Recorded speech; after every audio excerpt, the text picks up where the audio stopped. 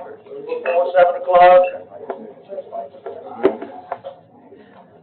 We didn't have anybody sign up from the public, so we'll go ahead and have Commissioner Sullivan, if he would, offer our invocation. Father, we thank you for this beautiful day that you've given us, Father. We thank you for the blessings that you bestow on us, Lord. We thank you for this great county that we live in. I pray that you would continue to bless our school system, bless our teachers, bless our police and EMS personnel, Lord, those that protect and take care of us, Lord, and teach us. I pray, Father, that as we conduct your business tonight, that you would give us all wisdom. I pray that you would meet our needs where we're at, forgive us where we fail you, Lord, in Jesus' name. Okay, before we have the approval of the agenda, I'd like to insert one item. We have Mr. Joe Ray here of SOS for students. He has a presentation, and I'd like to make that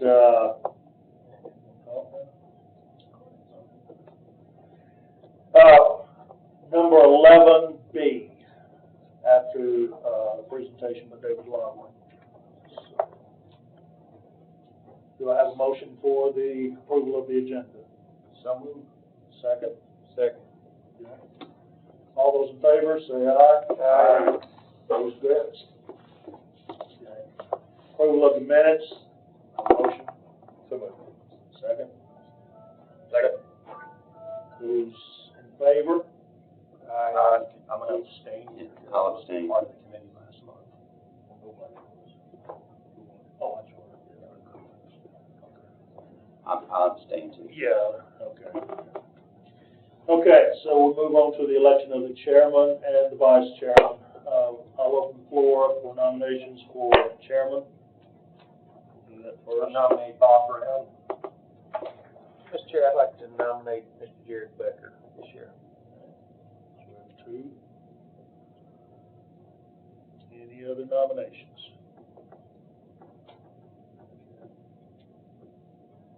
So, those wanting to elect myself, say aye. Well, this is the roll call. Yeah. Commissioner Brown? Yes, aye. What does that mean? Commissioner Rogers? We're voting for Brown? Yeah. You just say Brown you're voting or for. Yeah, just say Brown. Brown. Becker? Commissioner Rogers? Becker. Commissioner Rogers? Brown? Commissioner Lambert? Becker.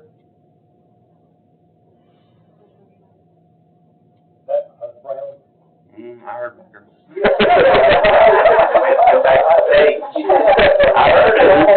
I swear I heard it.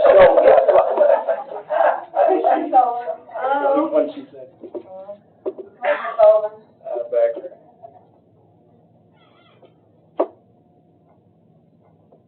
4 for Brown, 3 for Becker. Okay, do you have nominations for vice chairman?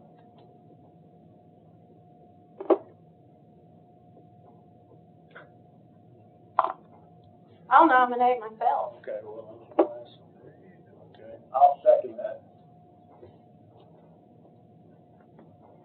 Any other nominations for vice?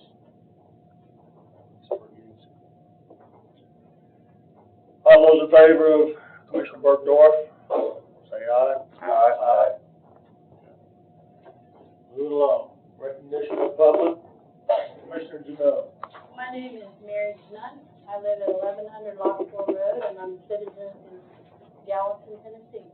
And I'm here to talk about Gallatin High School and the overcrowding. I am aware that the school is at capacity, and unfortunately, the city of Gallatin is adding more and more students to the situation in the future. They passed an annexation of property across from my home, and that will add, if they get their way, almost 1,000 homes. So I asked this commission to at least discuss with the school board and the new superintendent about what they're going to do about Gallatin High School and its overcapacity. They have one of the lowest ratings in the county as a school. They used to be high rated as a high school, and now they are at the bottom of the pole. And so I would please ask that as a citizen from my community and the students that live in the community, that you would look at that and figure out what you're going to do about all these children going to a school that's overcrowded. I understand Liberty High School's got a lot of vacancies, and is there any way that some of those students could be moved over there, at least temporary, or find a solution to the issue, because it's not fair to the Gallatin High School students. Point of order, is this on the agenda, is this an agenda item, or is I this? don't know. I'm just want to make sure I'm on which item it is. It's school stuff, so I figured. Well, I just figured it'd be on the agenda.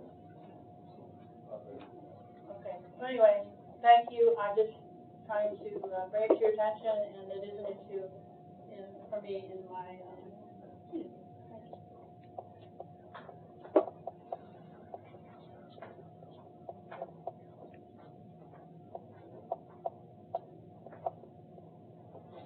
Okay, I have no report. Mr. Mayor, do you have a report? No report, Chairman. Mr. Director, do you? Yes, I emailed you, and I need to check to see if we got all the new committee members, but I emailed y'all the 20-day numbers for the county. You'll see our enrollment is down about 200 students from last year. If you did not receive that, I'll be happy to email you those numbers. I can send it to Commissioner Brown again. Let everybody see it and share it. Did you send that? No, I sent it last week, I think. I'll resend it. Yeah. Last week. Just try to include you in that too, because you'd asked me. Oh, did I do it? I don't know. Okay. It can, If nothing else, I'll print it out for you next time. That's it, folks. What you trying to say?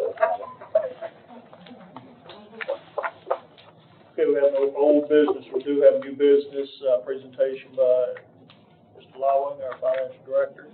Thank you, Mr. Chairman. I was asked by the chairman to, I guess, present on the school department's fund balance. So what I've actually got on your table should be the presentation. If we start on page 2, and I want to start with some of the very simple stuff, which a lot of it's going to be repetitive or you already know. But the first thing, just to point out what we're looking at is first is a fund, and I believe everybody at this table probably knows what a fund is. It's a self-balancing group of accounts, your assets, liabilities, equities, revenues, and expenditures. But you do have to have at least that understanding. And something I'm going to mention that we're not mentioning right there is something called a sub-fund. It's not for external reporting, but it's just like a fund, and it's important because the schools present several of their things as sub-funds when they do budgets. So when I start talking about it, I'll try to separate those the way it'll make sense. The first thing is the first is a section out of the 2022 fiscal year audit, which is the first one.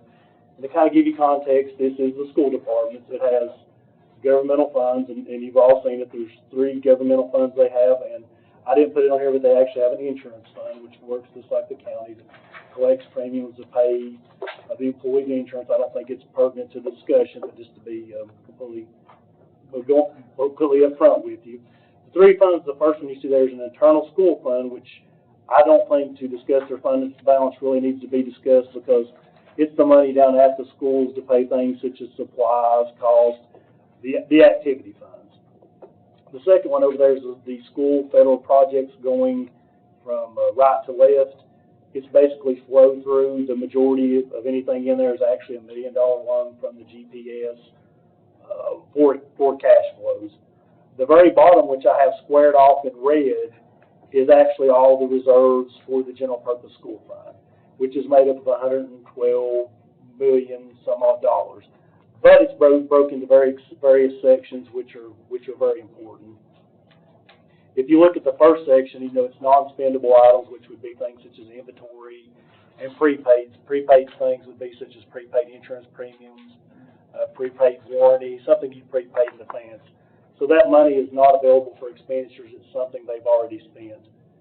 The next items, which is made up of the 4.1, the 9.4, and the 2.8, are all legally restricted revenue, so it cannot be used for anything but a very specific purpose. For instance, you're restricted for operational, non-instructional services. The majority of that would probably be your cafeteria funds because it's a sub-fund. The next one is committed for education, and I'll actually discuss that later. Committed for education is amounts that the highest authority for that particular entity, which would be the school board, has designated for a particular purpose. Anything they can designate, they can undesignate in most instances. And the last one is, just like our county general fund, it's your unassigned fund balance.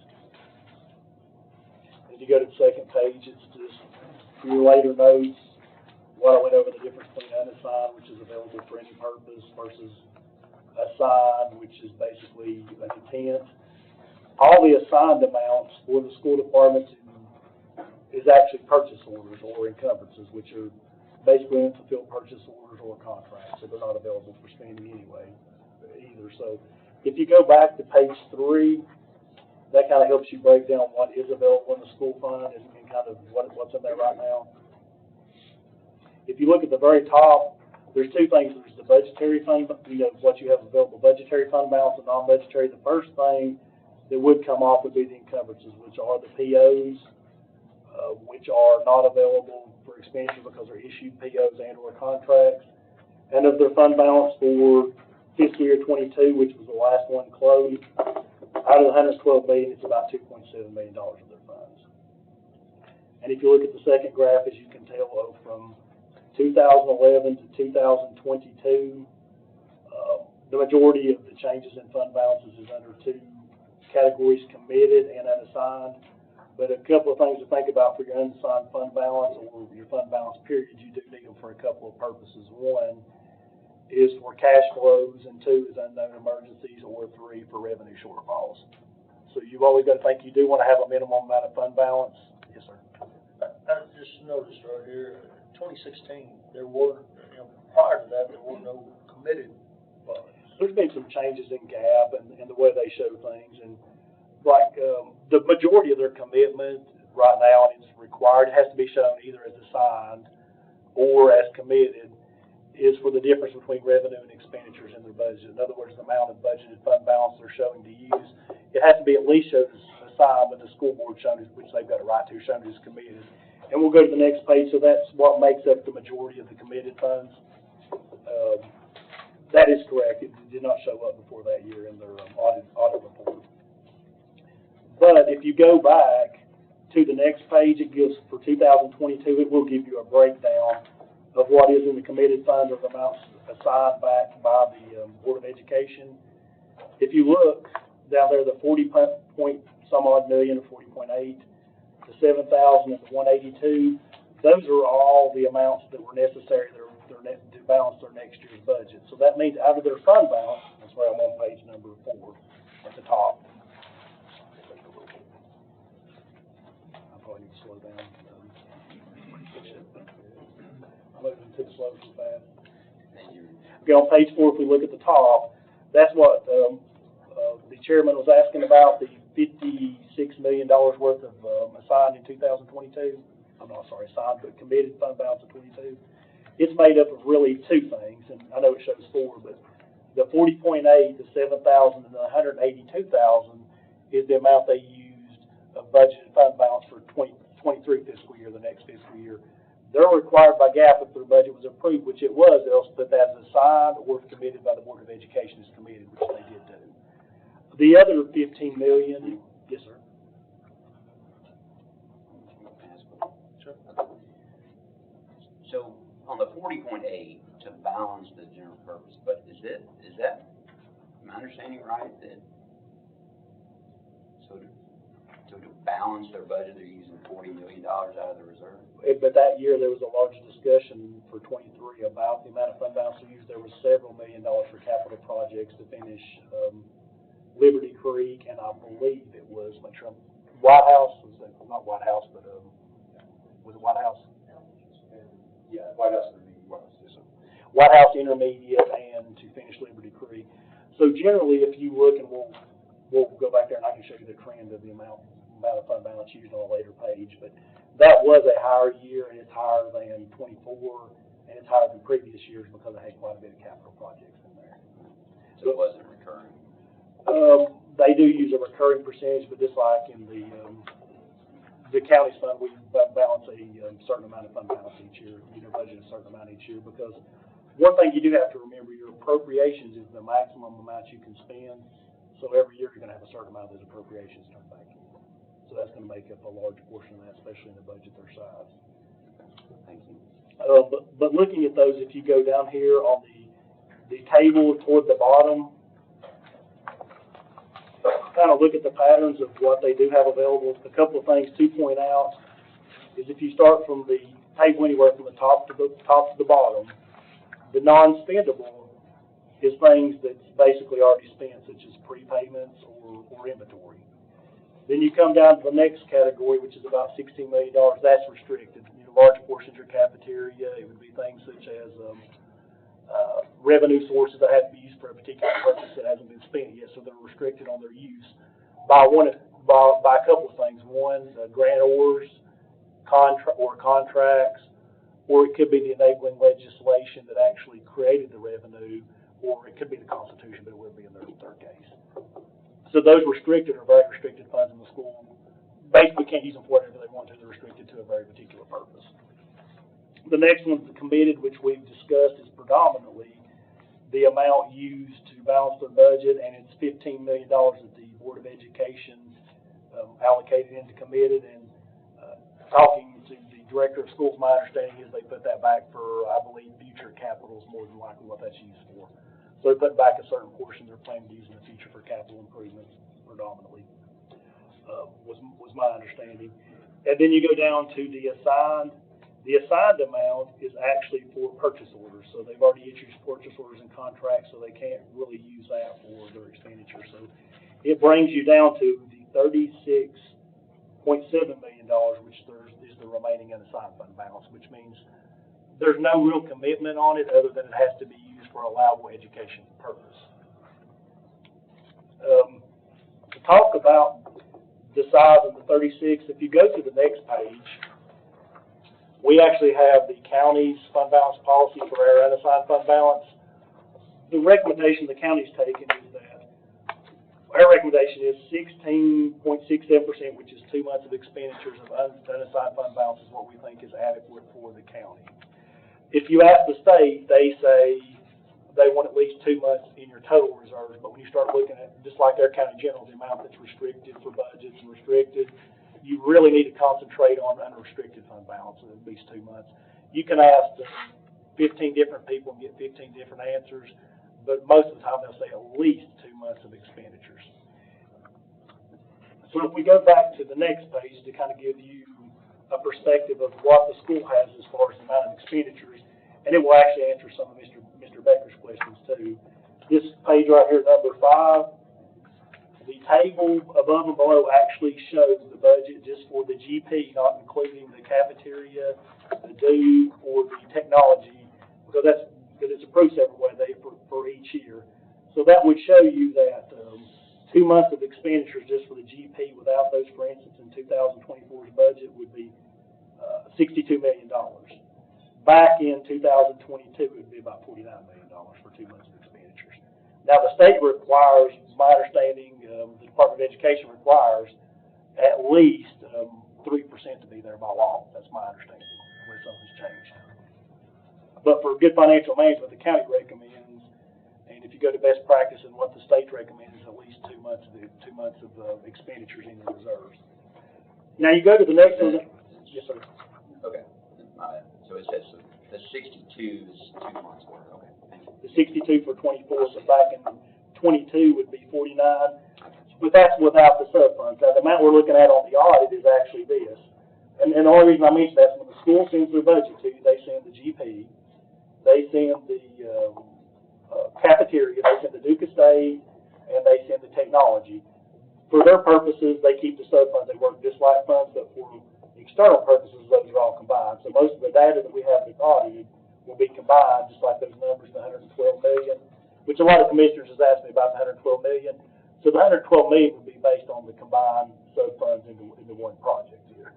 So if you compare their 2022 audit, 2 months of their expenditures based on that combined with the sub-funds would be about $51.6 million.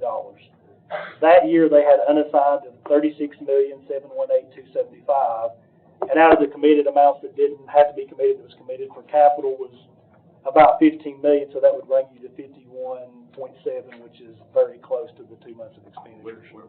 Where are those numbers? Let me pull them out for you. If you look on page 6, okay, that's the combined sub-fund. If we go left to right, that $51.6 million is exactly 16.7%, which is 2 months of expenditures of the appropriation. If we go back to page number, you go back to page number 3,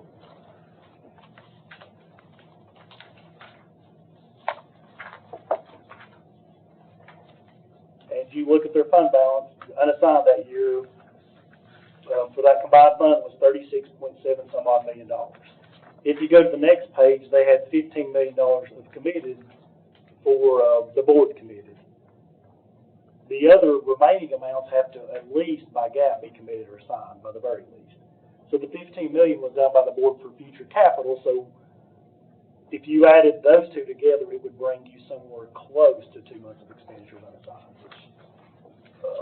And the reason, the importance of having a unassigned fund balance is, as I said earlier, is for emergencies, revenue shortfalls, and cash flows. You do need at least a minimum amount of fund balance.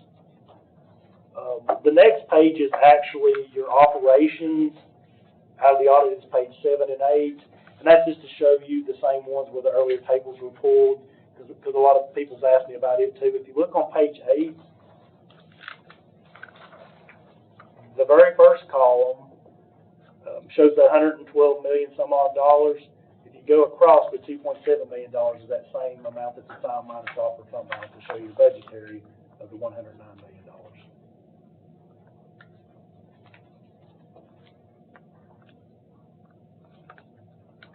And that was based on the budgets, and I actually on the next page, even though we don't, because a lot of people's asked, would it make a significant difference between budget and actual? So if you went by actual, it would still be for 22, $47 million, and it wouldn't make a significant difference on the percentages of a minimum percentage of recommended fund balance. And then on the last page, which I think is useful to look at, is there's a large table there, and it has a lot of percentages. And what it shows, the first percentage group, it says as a percentage of appropriations, it shows the non-spendable, restricted, committed, unassigned, and total fund balance as the percentage of your appropriations at the top, and then right below that it shows it as a percentage of expenditures for each one of those years. That way it kind of gives you an idea of where your percentages are lying. So for instance, if you look at the percentage of appropriations for 2022, which is the one you're looking at, their total fund balance was 36.1% of their appropriations, but if you look at their unassigned, it was 11.8. If you look at the commitment, it was 18%. If you move the $15 million, it makes about a 5% difference, which brings you back to that 16.66, which are about 2 months of expenditures. And then the restricted got legal restriction on it of some type, and then the non-spendable is your inventory, and your assigned, which is that 0.89, and small amount, that's actually POs and unexecuted contracts. And I know I went over a whole lot of stuff really quickly, but I'll try to summarize it and go back to answer specific questions. And where's the sub-fund shown? What I did was, In your- I showed them combined, and I showed them without the sub-funds. I showed them 2 different ways to kind of Because get the sub-funds, like, same with like the nutrition one, like, those funds can't be, right. I mean, they can, and then they can get repaid in the summertime or something, they can get repaid with interest, but the money can't get moved for other things. There a large portion of that amount you show in that combined fund is restricted. So that's their reserve. And basically, just like the county does, we have the same thing. What GAAP says is that you have the minimum amount of funds required to meet good accounting and legal restrictions. So if you're not legally required to have a separate fund, I would always recommend having a sub-fund. Like the schools, they can print a balance sheet for your sub-fund, they can print revenue and expenditures just like the other. The only difference is, when it goes to the external reporting, they all get combined up for simplicity for somebody looking to report. Because if you separate it out into a lot of funds, like the school or the county, if we separated all of ours into sub-funds, we would, instead of the funds we have, we'd have like 40 or 50 funds. And I dare say the school would probably have 50 plus. Are the expenditures here that we're looking at, does it include the nutrition? Yes, one of them does and one doesn't, and I can tell you which ones. You see what I'm saying, like,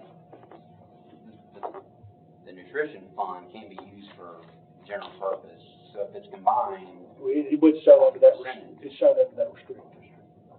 Under restricted. Yeah, its reserves are, but I see what you're saying.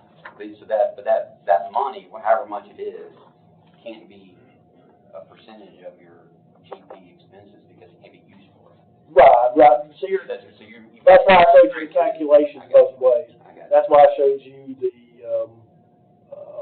the calculation of the unassigned fund balance without all the sub-funds and with the sub-funds, just like the Duke estate and the technology are restricted too.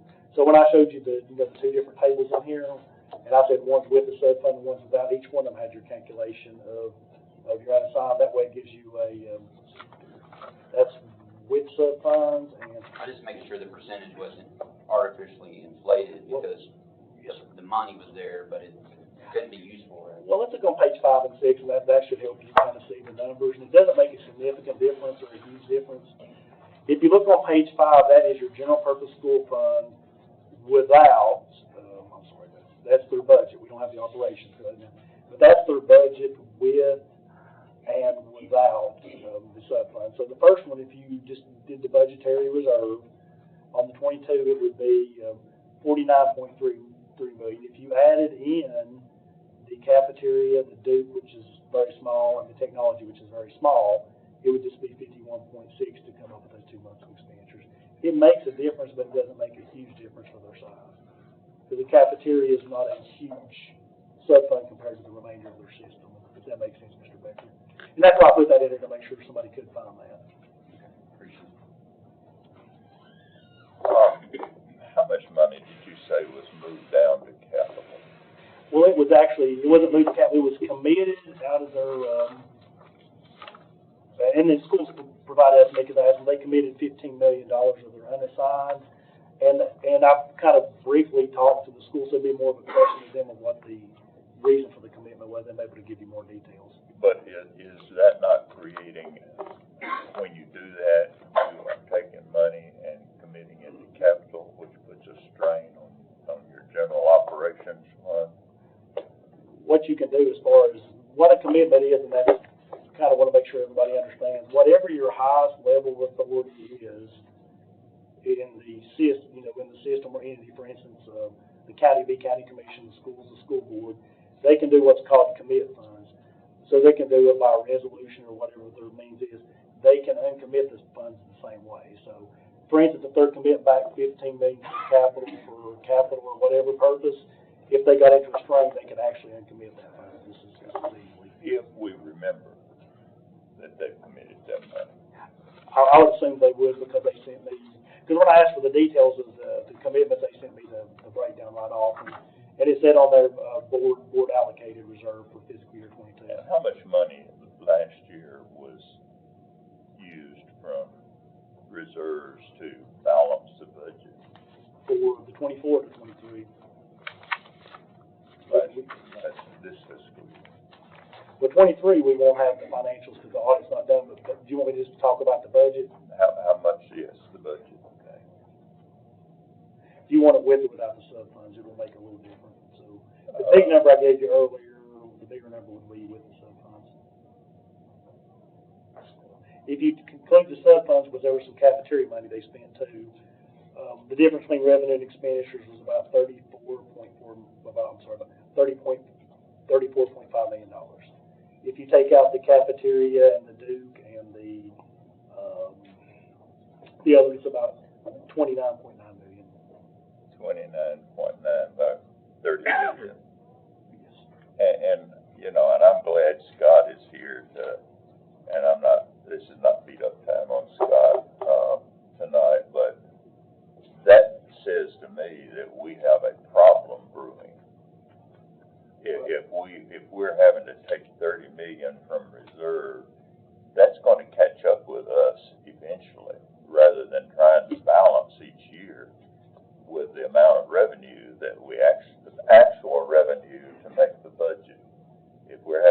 30 million, that is going to catch up with us sooner or later.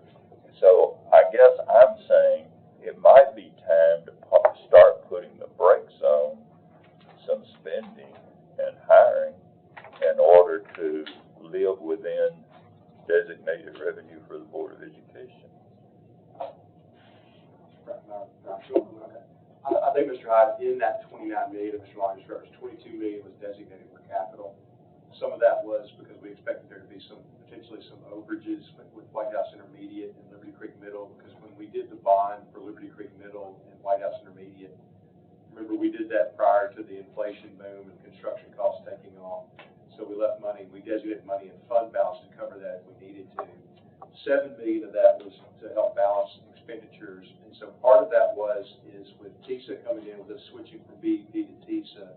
Like the year before, there was more there because we went ahead and did some of the pay increases, knowing that we were going to increase about $31 million in TISA funding last year. And then we talked, in my conversation, Dr. Phillips' conversations with the budget committee last year, we came in, Mr. Showpass said we come in, and Ms. Long, we come in revenue neutral. So we basically expended the same funds that we did from the county the year before, and we made up for that on the TISA side. But, so that required us to dip about 7 million into our reserve. So the 22 million is there to catch any overages with Liberty Creek, so that we don't have to come back and ask for more money or anything like that, with the bond to cover White House Intermediate and Liberty Creek Middle. So I don't think that'll be I agree with you, we need to stay within our means, and we don't want to go, you don't want to dip with, especially with recurring costs. Now, I will say that, some things that we're going to have, some uncertainties that we have looking forward is the governor wants us to take starting teacher pay to $50,000 by 2026. Some districts like Robertson's already gone there, Metro is there. That's going to be a huge pressure for us, because to go from where we're currently $45,600, that's going to be about an $18 million lift when we do that. So that's coming down the pipe. That's even worse, because I always shuddered as director of schools when the state said, "Oh, we're going to give you a gift of X millions of dollars." And I don't know how many teachers, principals, assistant principals, librarians that you have above the designated, allocated amount of personnel. There'll be hundreds. We make that up locally.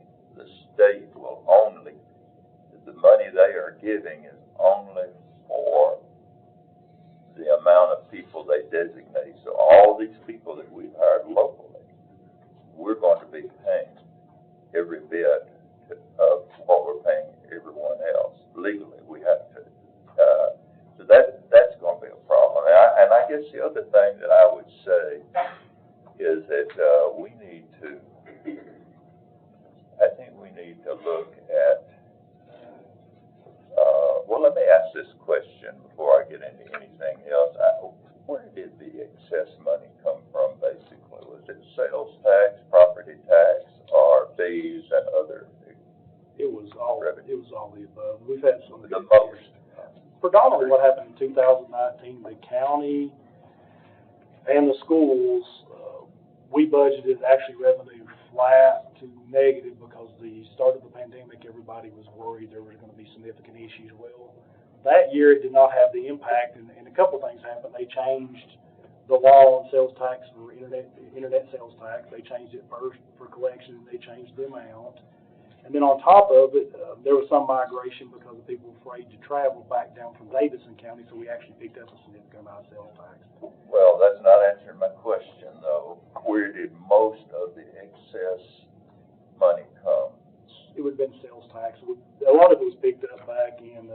Not percentage-wise, but the bulk of the money was how much? I was going to look at it right now and see which year we picked up. If I'm not mistaken, it was predominantly a lot of it in 19.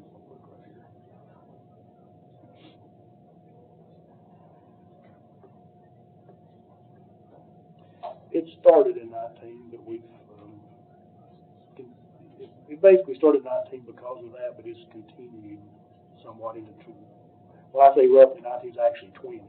It started in 20, and we picked it up the last couple of years because everybody's expecting the recession to hit, so we've been pretty conservative on revenue, but we picked up a lot of extra. a lot of your extras came from sales tax, and it's because, How much, in property tax? property tax, I think we've been averaging probably somewhere around 1% more than we budget. I'd have to go back and pull those numbers, Mr. Hyde, but the predominant percentage in dollars or excess are coming from sales tax. And a lot of it roots back to,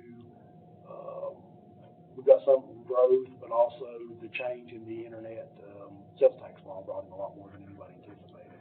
And then after they put the law in, they came back and lowered the dollar threshold for reporting, which made it go up more. So my concern, and I'm not gonna take any more time of this committee, but my concern on this, Scott, is that,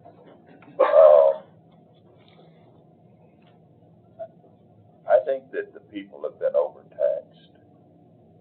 I think we're getting more property tax in than we're spending. I know we are getting more property tax in than we're spending. Now, you can show me all the figures you want to. I know that we are. And to me, when I look at the people in my district now, I live in a very blue-collar district. Well, you know where I live, and well, there are some nice homes there, but for the most part, I see people struggling. I see mom and dad both working. I see a lot of hardships going on, and to me, and this sounds harsh, but it's almost sinful to tax people beyond what we need. And I think we did a couple of taxes that way. That's my opinion, for whatever it's worth. May not be worth much, but I believe that if you were to put it to a vote with people in my district very supportive of education and the schools there in that community, but I believe if you put to a vote that you want your property taxes increased, it would be a resounding no. I think right now, today, we need to start looking at ways of managing for the more difficult times, because we have enough excess funds now, and this is the problem typically with government. If we have excess funds, we think we have to spend it. And we don't have to spend it. We can save it for the hard times. And I think that's what we need to be doing right now, because we're not going to have this kind of money forever, and we need to be able to save that money, to spend it, and everybody we hire, we're obligating money. And when we hire a person that is beyond what the state gives us, we're indebting ourselves. I don't think the people really realize how much that is hurting. In other words, if Sumner County is allocated 2,300 teachers by state funding, you know, if we have to hire 2,600, it will be 300 teachers that we have to fund entirely by Sumner County. That's all the state is paying. I just think we need to start looking at tightening our belt and doing some things to save ourselves for the future, because I see difficult times coming, and it will be very, very difficult for me to vote for a tax increase on my district.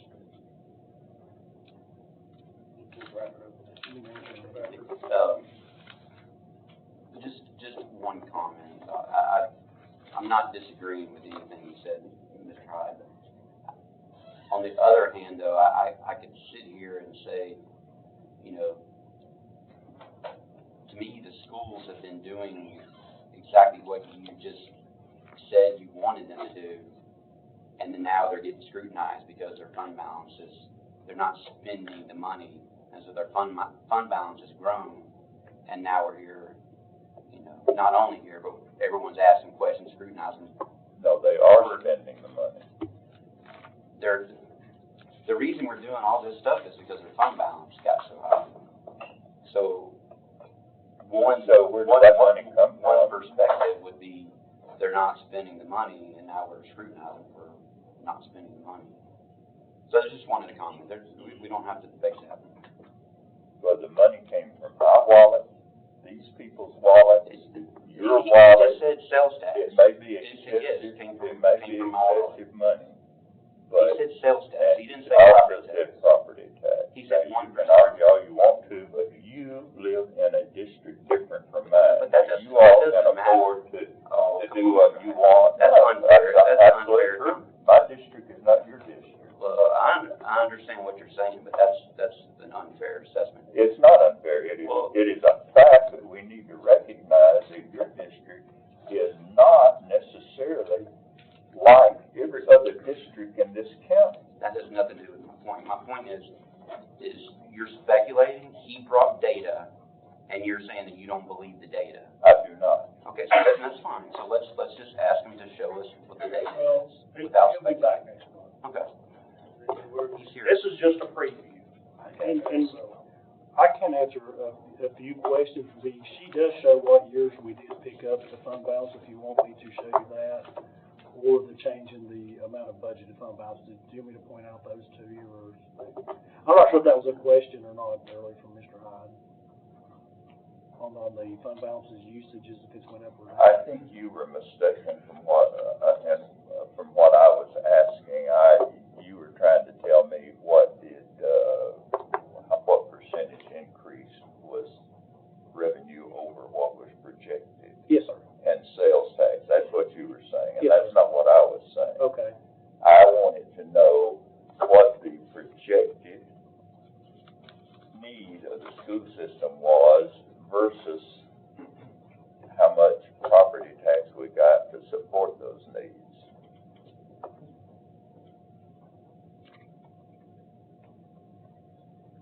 Now, you're not gonna be able to do that unless you had the cooperation of the school system to tell you. I can tell you that right now. I've been through the budgetary process too many times.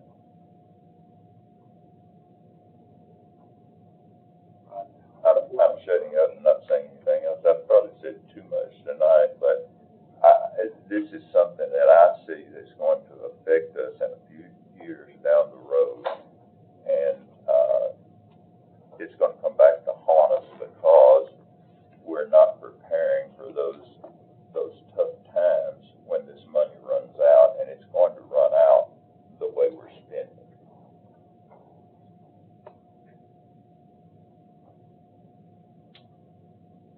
okay. Like I say, Mr. Law will be back next month and we'll continue this discussion. You got a flavor of what possible questions might be coming up next month. So, next thing we have, is a presentation by Joe Ray of SOS for Students, presentation.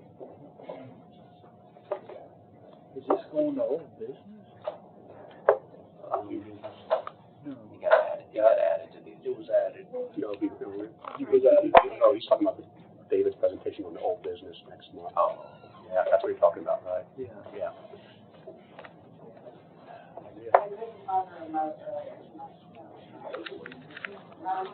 That's what you understand, right? That's what it says. Something to do with,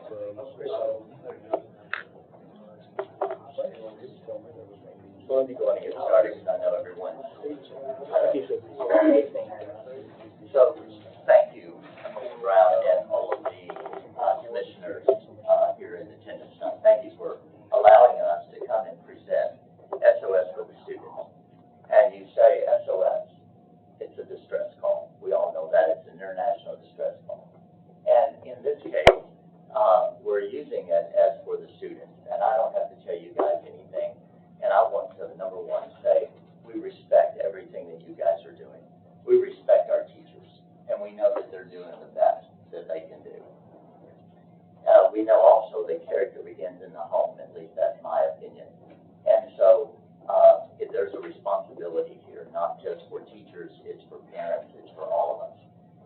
when you look at the distress call for SOS, we exist as a 501c3, newly formed, to build character, hope, and love in the students, in the public school students. And you say, why public school students? Aren't you concerned, brothers? Yes, we are. We'll help with any student there is. But that is our purpose, to do that. And so then, let me switch a slide here. So you can see our purpose there, living and teaching biblical character, hope and love, to every student during the school day. And that should raise a few eyebrows. How in the world are you going to do this during the school day? Well, that may indicate that we don't think teachers are. No, they are. We know that teachers are helping to build character in those students. We're here to walk alongside of them. And fortunately, these are the characters that we are talking about. And in addition, there's a company out of Iowa, started in the 1990s. You're probably familiar with it as educators, called Character Counts. And they've been in business now since 1992, I believe it is. And they've gone international. And they've shown, their data shows that when you build character in students, it changes the culture of the school. It changes the culture of the family, actually. They actually have data to show that. So character is important. So when we look at the character that we want to help build in these students are the following: patience, kindness, faithfulness, respect, forgiveness, self-control. I would beg for you to say with me that, are these characters important? Yeah, they are. You know, you can have an intelligent society, but if you don't have character, we've lost it. And so along with building intelligence, we need to make sure we're building character. And we know that that's going on in the school, but we're here to help make that more effective, okay? And you say, well, how can you do that? Many of you, probably like me, are not aware, or maybe haven't been aware, of the 1952 Supreme Court ruling that allows every public school student to be released during school hours to have religious education. One time a day, an hour a day. Wow. We're not asking for a day. Don't, because who has that kind of time? We're just asking for one day a week that we can have access to these students to help build character along with the teachers. So we see it truly as a partnership. You say, well, how are you going to do that? Well, let me finish this. So in 1952, the Supreme Court made the ruling. In 2020-21, Governor Bill Lee signed it into law. When we look at Tennessee Law 49-130, it is a law that every public school student can be released for religious Bible education. Now, there are some requirements. Look at the middle. Classes are held on campus, cannot be publicly funded, and then the parents have to approve it. They have to have their permission. If those three things exist, and we can partner with the school system, schools, and with the county board of education, then we believe that we can help solve some of the problem. We can be a solution and not part of the problem that exists today. And so, in a nutshell, that's what we're talking about, is 501c3 that we have formed to help build character in the students, providing that we use appropriately the law that has been given to us, Tennessee Code 49-130, and in doing so, partnering with the education system to develop how do we do that? How can we see a change in our students? And not only doing it, but how can we measure that? You know, I'm from the clinical research arena, spent 40 years in clinical research, and so I know how to do outcomes data. I know how to look at outcomes research. And so looking at, is this effective? And so what we'd like to do is to work with Scott and the Board of Education to say, hey, how can we partner together? And so, questions? Just a thought, of course, 1954 Brown versus Board of Education kind of blew this out of the water when we had the ability to pray in school. And Sumner County, I know because I was a student in Sumner County, did this up through the late 70s. To me, as a former principal, retired 6 years, but still know enough to be just a little bit dangerous. With the state and what they're pushing out, we don't have the time, the school system doesn't have the time during the school day to do this. It would definitely have to be an after-school program, number one. And number two, quite frankly, to me, this is an at-home parent problem that continues to get worse every decade. So we've got to get the parents involved, whether that's after school or whatever. But I'd love to see the Board of Education, who has this jurisdiction, really look into this. But I would think it would have to be an after-school. There's no time during the school day for anything other than what the state requires and what they're testing, in my opinion. Yeah, no, and thank you for bringing that up, because that is the challenge. However, where this has been implemented across the country, and in Knox County just adopted it, as well, and in Bruce County and other counties, that here in Tennessee, they work with the school to say, how do we do this? Why? Not because it's another program, because it's a program that changes lives. Where character count has been implemented, and don't let me confuse you, I'm not talking about RTBE, I'm talking about the program character count, but teaching the same character. Where that has been implemented, proficiency scores go up, attendance goes up. When you look at the outcomes, you can't deny it. Now, the thing is, how do we do it? How do we partner together? Well, where it has been done in other counties, what they've been able to do is sit down with the principal, with the administrators, and say, okay, when in the school day can we do this? Can we do it during lunch? Can we do it during lunch and recess? Can we use that time to be able to build character in the students? Because bottom line, that's what it's about. It's not about anything else other than building character. I appreciate the presentation so forth. I'm confused. This is my first time on this committee tonight, so I apologize. I'm not familiar with the background. Like what? I'm not even sure what you're asking. I don't know what you're asking for, or why you're even here. Yeah, I'm not asking for anything. What I'm here for is to inform you. Okay? So we are a 501c3 organization, just formed, called SOS for the students. Why did we form? Because the law allows us to exist, to help the students build character. The law What do you want from us? Like, I apologize. I'm just trying to figure out what. Sure. Is there something that? It's not anything that we are doing as far as that goes. This is a presentation to show what is possible if allowed. So have you presented this to the school board? So we are working with Scott to talk. Yes. Yeah, I think it was, we talked at a White House chamber event or something, I think. Yes. About 6 months ago, so this was before I was director, and then I think in July. So basically where we are right now is we sent the information they shared with us to our attorney.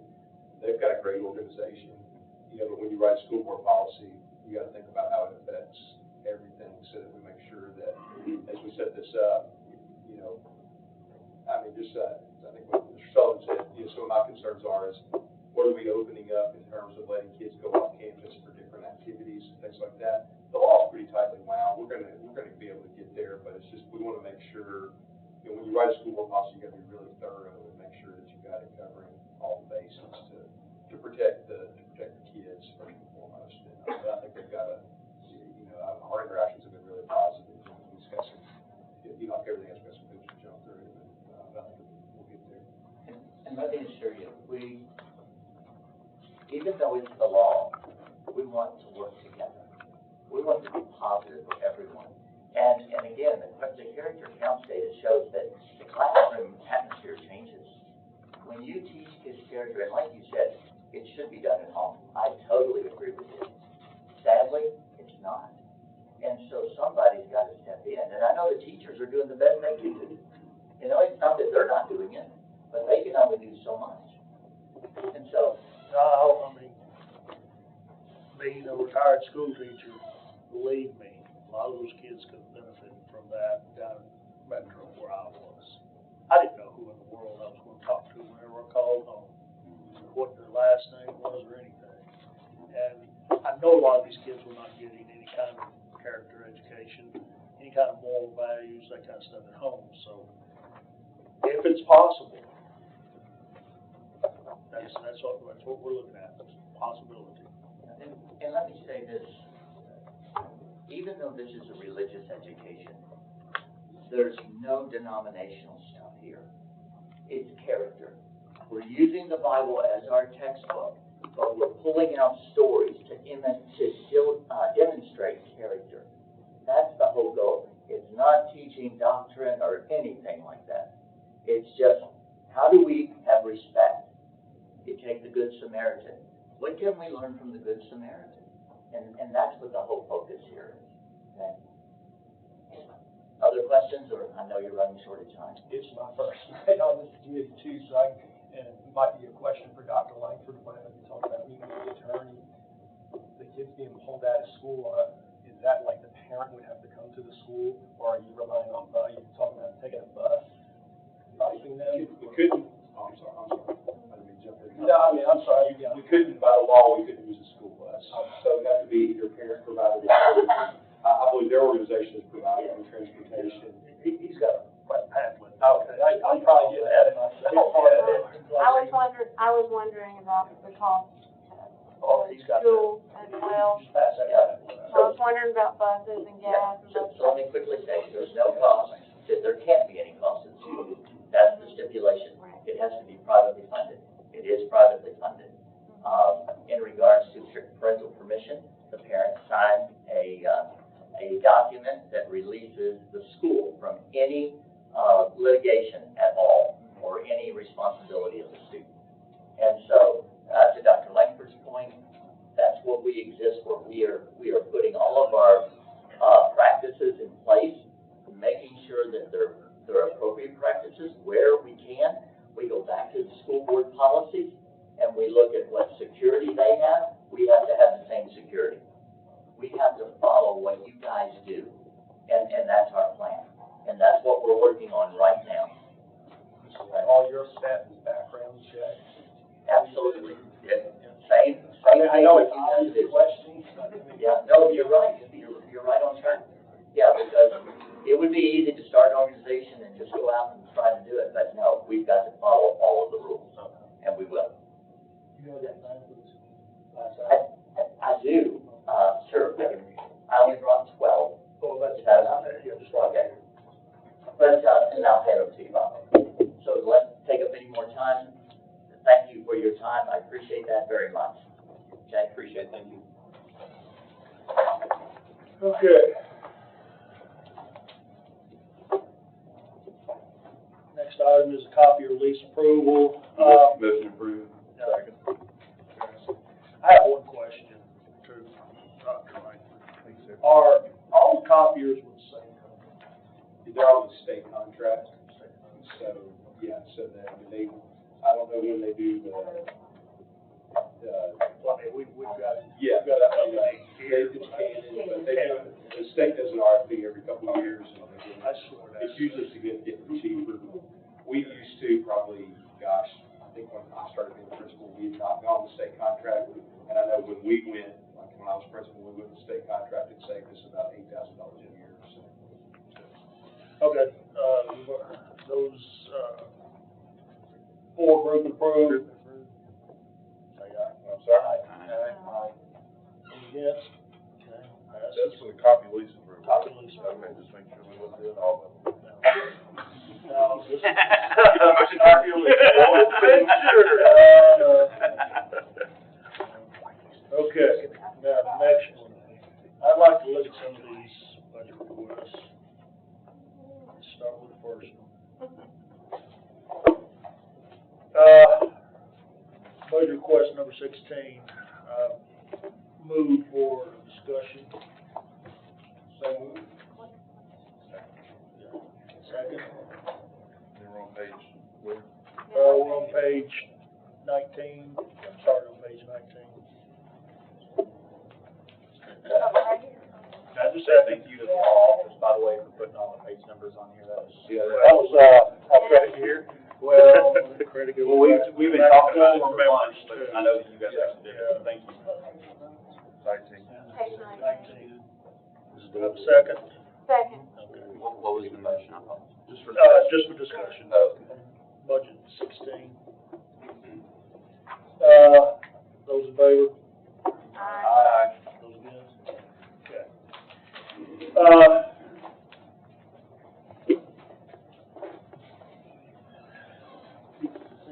I've got some questions here. Now, it says on here that it's for vocational instruction equipment. There's a total of 730. Right here. That's the department code, Yeah. 730 department code for daycare. So, So okay. we have a David has, we have set other statements besides the one for the controller for management purposes. That is our statement so that we can workflow and, better account for those funds, their daycare funds with 730. Yeah, I realize the daycare, I just wondered why vocational instruction equipment. Because I was wondering, is this something where you're teaching, daycare or what? But I don't see just- where you got vocational instruction. That's what 730 is right there. No, that's the department code for daycares. Well, So that's okay, I'll go ahead and accept it. But anyway, So 730 is, I can show you, actually I have it with me, how our, chart of accounts are set up. David has it very similar, exact same actually, chart how those are set up. And, so that is how the department segment, that is not, here we go, Mr. Brown. So you can see that particular segment is the department code, not the major category, and not the object. Object would tell you what type of expenditure, this should be kind of a grouping. This is just department location. I can send you this too. well, no, I've got this book right here. their segments are the same segments we have, they're just different ones. They've changed them. Yeah. no. Yeah, changed them. So, okay, I mean, that's what I've got right there. Yeah, so that's the controllers, and so that's the, Mr. Reynolds, and those are, I just happen to have it. So these line up with the controllers. So the 141 would be the fund, this would be the major category. And this section is the object code that you're looking at. So that, this one would reference this particular segment. So, So you're saying it's for this? yeah, so if you were wanting to see exactly what you're looking at this, you would look at this last one right here, and you would look right there at the 799. So if you want to reference this, yeah, you could come over here and find it in you could find 799, and that would reference this one. Okay. Yeah. So, the other thing that I just want to, it just says other capital outlay, other supplies, we've gotten vague again. And that's why I referenced this in the email that I sent out, data processing equipment, These are daycare, so our daycares, any funds they collect by law, they're required to track those by location, by school, and keep those separate and apart. They can't be used for anything else except something that the children can use during the daycare time. So we have revenue, we collect from parents, we have expenditures, salaries, everything you can think of that like a daycare would have, after school programs and before school programs. And then at the end of the year, we look and see what revenue exceeded expenditures by how much. That creates that reserve. Obviously, the beginning reserve also coming down. Beginning reserve plus revenue minus expenditures, that's their ending reserve. From that, that's what this is. So these are very restricted. Only the daycares, the specific daycares by location, they have to spend their own money. They can't spend another daycare's money. Just like their little own business daycares. So we track that. And so this money, okay, we have talked to the daycares and say, hey, you've got this funding, where would you like it allocated next year, so you have it available. And then this is where they want that money, so they may not spend it here long term, but this is a good place for them to have access to it. So once they decide what they do want to do, they'll amend it into the correct line, or they may spend it out of here. But that's the principal's discretion of that school, because they are the managers. They have it. So I think that, Yeah, it was great, wasn't it? Yeah. I think that I think Mr. Brown, the vagueness part is that this is allocating money into the lines so they can explain. They'll have to come back through when they purchase. That's just to put the money into those lines. I just wondered, we got $10,000, $44,000, $40,000, $25,000. Well, I just was wondering what they're buying, so. well, it would be, what we've tried, obviously, Mr. Brown's done a great job with this, try to get the daycares to expend the money. Like, you want a certain amount of reserve to be able to cover, if you have an employee change, one employee could cost a lot more than the other based on retirement and all those different things. But you want some reserve funds, but then we try to not let those reserve funds get too big. We try to spend them down as quickly on stuff for the kids. So they asked them this year to put those into the categories where they thought they would spend instead of just having a big lump sum reserve. So it's kind of a first second attempt to try to get that money into the lines where they might be pulling money so that they can better track it. I can see the money is spread around just about every elementary school except for Beach right here. Beach is, I didn't know Beach had a high school there. They have a small program under the shooting department. It's part of the. See, that's what I thought maybe this was. No, that's It just is a teaching beach. like that. Beach High School. Well, yeah, what I'm saying. Yeah. Because it, Yeah. vocational, Okay, anybody else have any questions? This is the one I learned a lot on last year. This is what I cut my teeth on. Okay. Learning about these daycares and the for-profit business that we're in. And it still amazes me, and I get it, and I know I'm gonna catch backlash again because of what I'm about to say. But it still amazes me, the location of these schools, and we're running at a $1.4 million profit. And then after we see the reserves that we just had, but we're having to remove reserves to make budgets. I have issues with this, because again, these people that are taking advantage of these programs are our blue-collar people who's trying to work and make a living. But when we look at this, we've got 130,000 set, we've got 81,000, 127. I mean, it goes on and on and on. Now, if I understand this right, what I used and learned last year, if the daycare can articulate, that's really what it comes down to, the use of a computer lab, they can use this money to buy computers, and it's a savings for the school board on that side. So not only are we paying taxes under the purview that our kids are getting technology in the school, now we're paying for aftercare that they're really getting us a favor. The people that's blue-collar working in this county is getting hit twice. I don't understand how we think that's okay at all.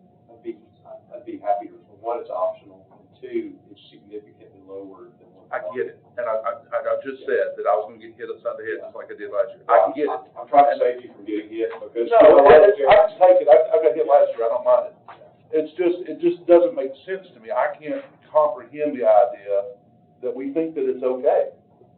It's a reduced rate. Okay, sure, it's a reduced lunch. Well, and I would say Still an expense. I mean, money is money. Money is money, but I would say that the biggest problem that we have right now is we don't have enough before and after school care for parents.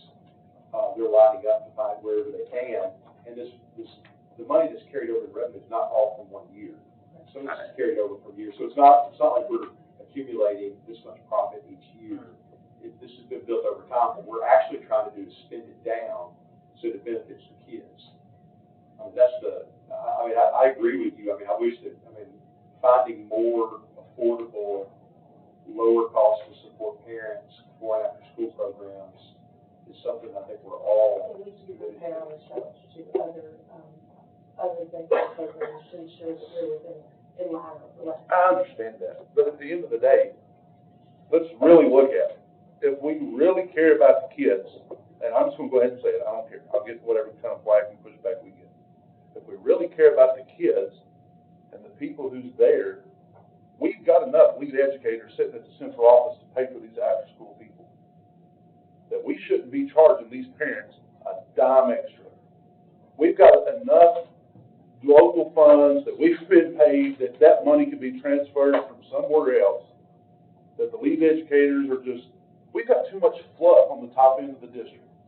And to take that money, we could spread that money and pay for these. I mean, it's okay. It's okay to shake your head, but I want people to hear my thoughts on what we think here and what I see here. If the state, just like Mr. High's credit, if the state funds 600 teachers, that's a reasonable assumption that we can have 34 kids to 1 teacher ratio, and that's reasonable for them to teach. And these numbers aren't exact. I'm just using numbers. That's a reasonable expectation from the state. But we, at the Sumner County level, think we should have a 22 to 1 ratio. So then therefore, we're going to have to pay more local teachers that are more cost payers to the citizens of Sumner County. We could take that extra money and pay for aftercare for the people who's really crippled in this county and needs the help. Our classified teachers are teaching after school anyway in some of these programs. It'd be illegal. How's it illegal? How's it any different than that than what we've got now? I'm just telling you it's illegal because you can't pay, you can do things for all kids. You could provide after-school care for all kids, but you couldn't pay for some to have it and not all. And that's my point. Right. We could take them. And the class ratios are not, it's not, the state doesn't allocate based on a 1 to 35 ratio.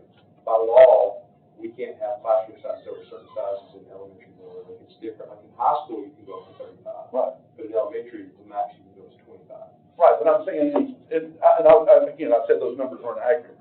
I'm just saying that if the state sets it at 25, then the idea or the way it appears in Sumner County is we like to have it at 19.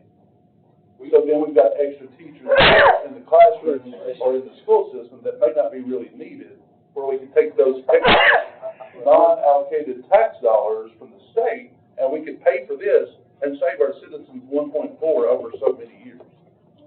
You can't, I mean, we're pretty tight on our ratios. If you look at where we are, we try to manage that pretty tightly. But when you look at 52 locations, like for instance, if you have a larger elementary school like Station Camp Elementary, we can stick pretty tight to the averages. But if you go to a smaller school like Clyde Riggs or something like that, you're going to have a grade where you're going to have 16 in a class. And because if you take that one teacher away, then you go to 26. Right. Because the way the population, but if you look at it across the system, it's pretty tight. But I'll be honest, like if we can push, especially in kindergarten, first and second grade, if we can push those ratios lower, we're going to always try to do that because it's best for kids. I just think there's more that can be done with this.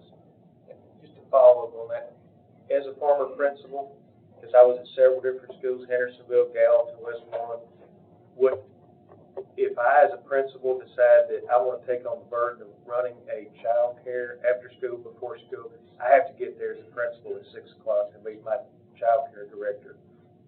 And then I stay later, and my child care director stays later as well. We do offer some, we used to offer some scholarships for some of our students. But also, we were able, like we were talking earlier, to spend those funds on technology or playground equipment as long as it encompassed every student in the school. But then, going back to the conversation we had earlier about parents, if the schools provide child care for students after school, the majority of your parents, and I don't mean to say the majority, but a lot of your parents are going to take advantage of that, and they'll let them stay till 7 o'clock every night because they don't have to deal with it. I get it. And so that's where it comes back to the parents' responsibility. So we do offer that, but it's, a lot of schools will choose to let their the fund company with YMCA do it. They're a for-profit program, and they're getting the funds instead of me as a principal, because before we had the Duke grant and other things, I didn't have any technology. I opened the first STEM school in 2008 in Sumner County. We didn't have a computer. We had a computer. We did have one computer lab, but they were about 10 years old. That's all we had. So everything we built from that point up until about 2015, when we started getting county allocated funds, we had to provide for ourselves. And I get that. Believe me, my kids go to the Yeah. bridge. Yeah. It's a whole lot different up there too. We don't have aviation and culinary. Yeah. But it would be nice to see the idea of maybe exploring different ways of doing this than just saying, no, we can't do it. That's the only thing I'm saying. Yeah. Because it would be nice to see more ways to have it work. I totally agree, like, I would love to have pre-K in every school. We advocate for that in the state all the time. I'm with you, like, I want as much childcare as we can, so parents don't get clear about that. But then let me say it this way then. I, as a county commissioner, and as a parent, I think there needs to be some communication and ways to work through that. And rather than seeing a 1.4 positive over several years, but yet we're taking 30 million to balance the fund balance. When we spent how much on technology, but how much that was allocated, but how much of this money was spent for technology? Where did that change come from? If there was technology spent at Clyde Riggs, was that surplus of money that was allocated for Clyde Riggs technology still in the general purpose? They spent all of it. Well, that's why, that would be nice for a parent to know, hey, we spent all the allocated money for your school plus, and not to see that we had to borrow 30 million to balance the general purpose. Is this, based on a parent's income, like if a parent comes in and wants to put their kid in this one of these daycares, are they getting charged based on what they make, or is it just one flat rate no matter? There's different types, there's different types. We have some that are based in economically disadvantaged students that go to some of our programs. Kate can speak about that. Some of our programs are grant funded and some of them are parent funded. These are the parent funded programs. We do have other funds that if a family is in a particular need, like a homeless child or something like that, that we can provide funding for their after-school care. That makes sense, good. So if they don't have necessarily the means, because I know in my district, there's a lot of families that they can't afford daycare or stuff like that. Kind of what I was getting at to see, is it something, Yeah. Not necessarily Title I, no. Because the funds are available to any child across the district that's eligible. If they were a homeless child or if they were in a particular situation, those funds are available. So like Unity Aftercare would be, it's free for economically disadvantaged students. It's free for everyone. But, yeah, it's free for everyone. But it's a grant. It's only if you follow up. There's three different types. Yeah. There's three different types of daycare. If you have someone you're concerned about in your district, make sure you follow up and that they know that their situation. I think, from my understanding from the comptroller's office, we could not use taxpayer funding to provide daycare for the children, That's not going to allow us to charge. That's why these funds are separate, and that's why it's done this way. I don't have the ability to go and provide daycare for Katie's child, if you're telling anybody else. That's not allowed. Yeah, the programs that are grant funded have to have an educational component. They have to show growth in the child's academics and all of that kind of stuff. These programs are purely daycare. They do some homework, they get a snack, they play games, it's recreational. There's no tutoring or something like that. So these would not be, educational funds would not be allowable for these activities. It would have to be a different kind of program. Any other questions? So we don't have certified teachers teaching daycare programs? Not in these programs that I'm aware of. Right. If they chose to work, yeah, go ahead. Motion approved. Second.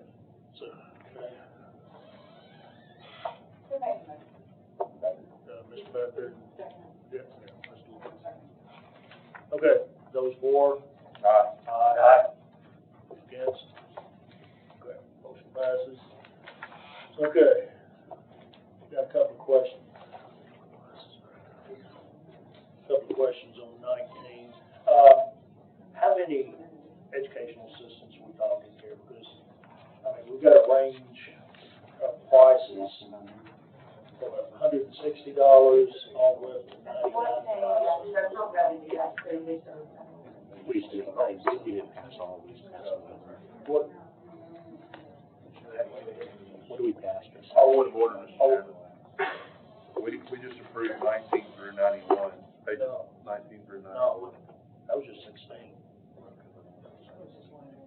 Did you say group and approve? Well, I was. It's all one. I made a motion to. I thought it was approve 16 was only this one. item. And I had the motion on the table for. But it's all one package. That's line item. I think. Yeah. That would be it. The old C. That's a legal question, I guess. Is it all one packet, or can we take it out budget a meeting? If y'all separate them, yeah, it's gonna be voted on as one. Yeah, well, I just wanted to ask some questions, that's all. So, you said that as far as the educational assistance, this, This is to help fund, this money is going back into the preschool program to help fund educational assistance in there. So our preschool, our special ed preschool programs typically have special education, but they also have typical peers. And so, this is to help fund the typical peer. We take in revenue from the typical peers, not the special education. And this is, these are all-day preschool programs. And so those parents pay for their, to the typical peers for their child to attend the preschool program. And that's where the revenue comes through, and we try to use those expenditures, we try to use that revenue to offset the expenditures of that program that are separate and apart from the special education. on budget amendment 17, most of them are for the central office, but there's one that's Rigsby. What is Rigsby? Rigsby is the maintenance building. Oh, that's on Airport Road, that's all it is.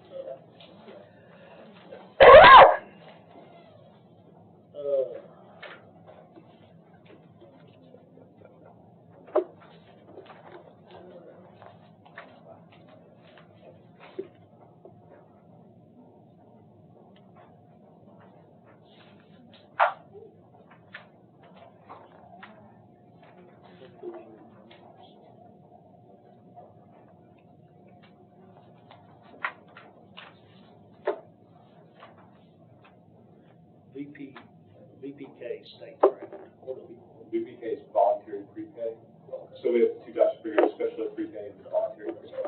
This is additional provision from the state, not the voluntary state grant. It funds, it has to have a percentage of economically disadvantaged students. And so it's run, it does not have necessarily have special education students in it, but they're in higher poverty areas to support parents.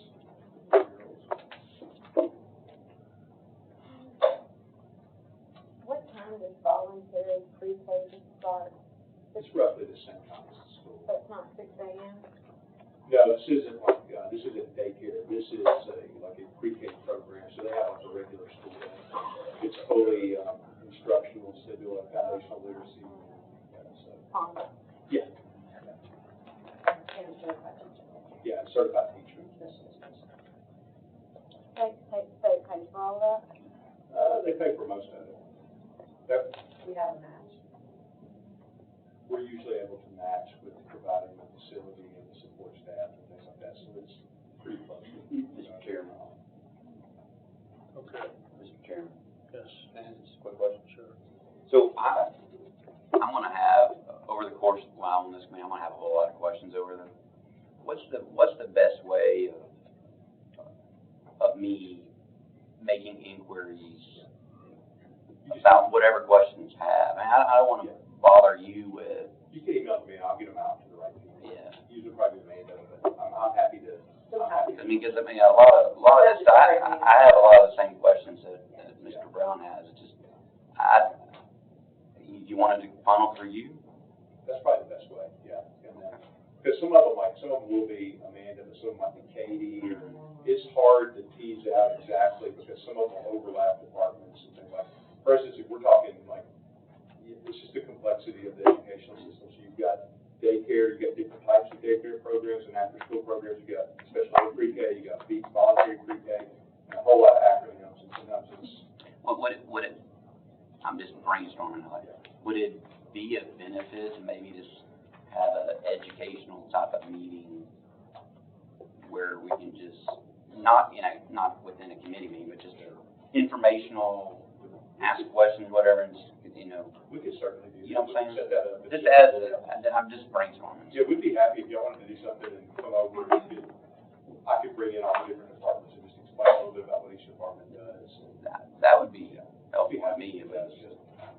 ground, which we can absolutely do that.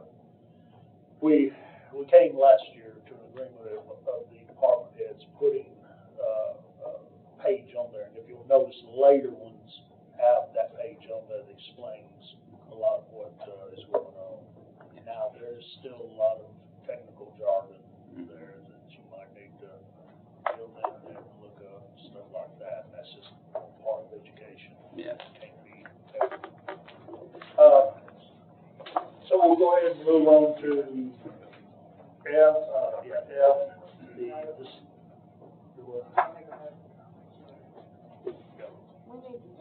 I make a motion to approve the free information only amendments. It passes through, that's, Okay, so we don't have to do that. We have no say on that. That's Oh. funded. Okay, well, good. Even better. F, now, this is what I talked about over at the, board meeting. Did y'all do, what did y'all, We, before we approved? we received 1.245 million from the state, and it's, I'll let Amy speak to it. I'll say she's getting ready. What we did because of the turnaround time to get, obviously to have money go through from the time that the state released the grant to the time that we could fill, because grants have a lot of paperwork on the back end. So to get that done, and then to bring it to the school board and then the county commission, you're talking about a 2-month cycle. So what we did at the August board meeting is we went ahead and we put $700,000 local capital so that we could go ahead and start with the film. So it's a laminate product that will go on both sides of the windows. So we wanted to go ahead and get that started. So we put $700,000 local capital so we can go ahead and get that started while this money is going through the approval cycle. So there's some of that. We put enough in to get it going quickly as possible. And then Kate can share with you. Was that in one of those, I noticed it's one of those, yours? Yes, because, it's a larger project than just that, and so a portion of it is also included in there, yes. And so, just it's kind of, because the funding is so restricted to building security, like physical security, there's no programming in this, there's nothing, it's physical security. And so, there's only really 3 line items. One is other supplies and materials, and that is for kind of non-equipment items, smaller things, like, little things you wouldn't think of. If you have to evacuate an entire school, we had to do that earlier this week. Burris Elementary had a fire drill in the rain, and they had to go move to another spot, and their teachers all have vests that identify them as staff people. That's an excellent tool to have. So things like that we want to be able to provide to every school. That was an idea we actually got from Burris. They had come up with that on their own. So emergency response supplies, kind of like that.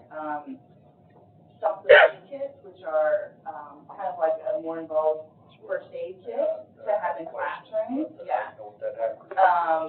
Stop the bleed is what it is. It's a first aid kit for applying tourniquets and for larger wounds, and we'd like to provide those to classrooms.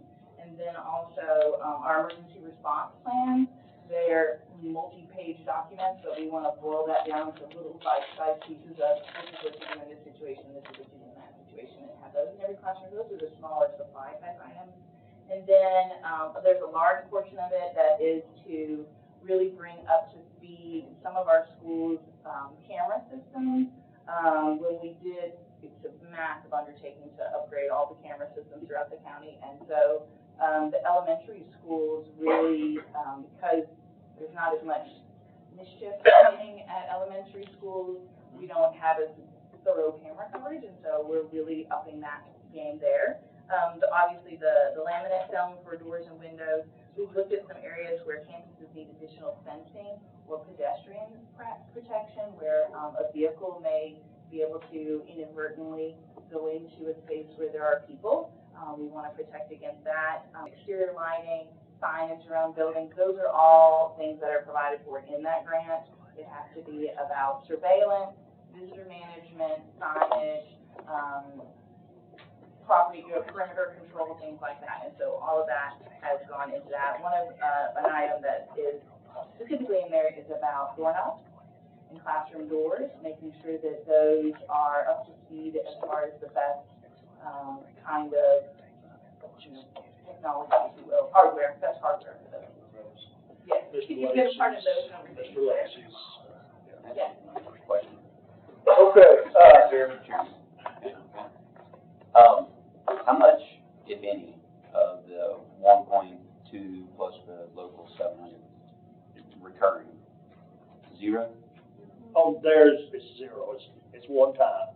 Now, the Some other, other counties are using for SROs and so forth. no, Turn- that's a different grant.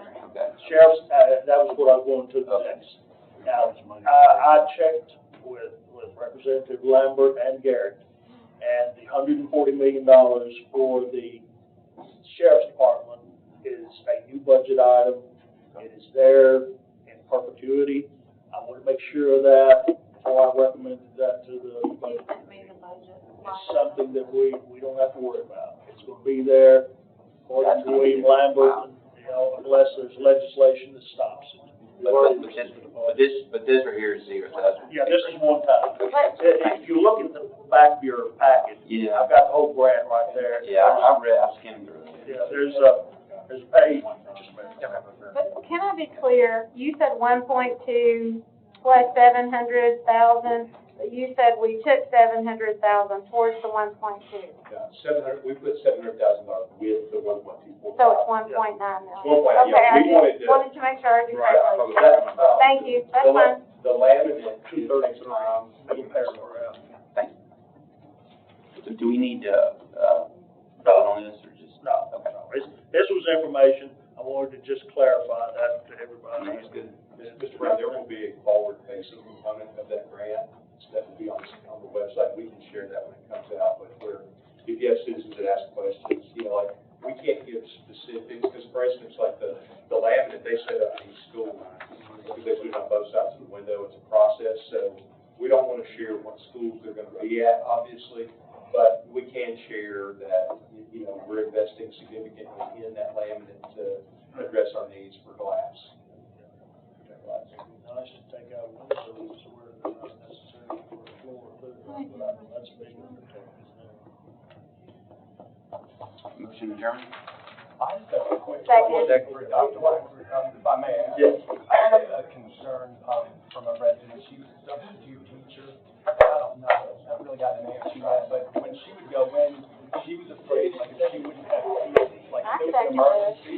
We address that. Oh, has she? So, like, if she's subbing at a school and there's an emergency, she would be able to bring her students to another place. Yeah, they now have a key.